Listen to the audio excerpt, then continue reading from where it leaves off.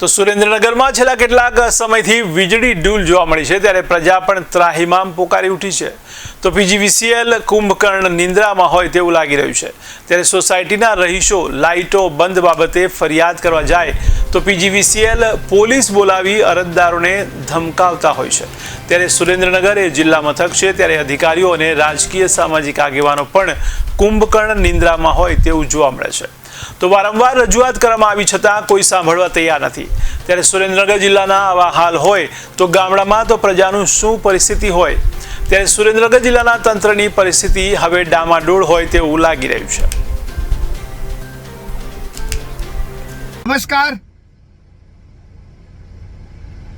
હું તમારો મિત્ર કમલેશ કોટેચા.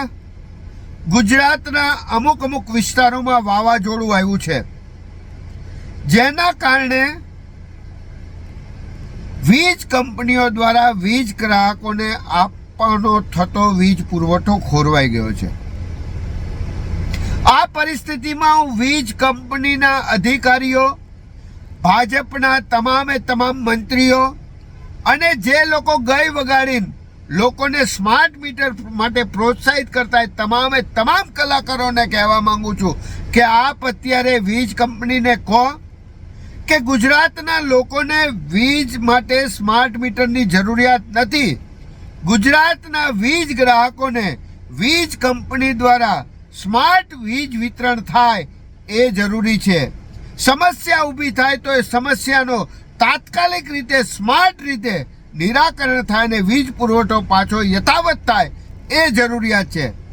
એ કામગીરી કરવામાં વીજ કંપની સંપૂર્ણ નિષ્ફળ ગઈ છે.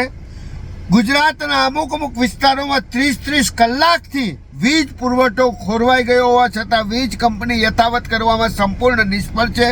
આ પરિસ્થિતિમાં ગુજરાતની ભાજપ સરકારને અમે સ્પષ્ટ કહીએ છીએ કે વીજ કંપનીને કહો કે વીજ ગ્રાહકોને લૂંટવાનું થતું સ્માર્ટ મીટર બંધ કરે અને વીજ ગ્રાહકોને વીજ સપ્લાય બાબત સ્માર્ટ સેવા આપે એ અતિ આવશ્યક છે. જય હિન્દ, વંદે માતરમ, ભારત માતા કી જય.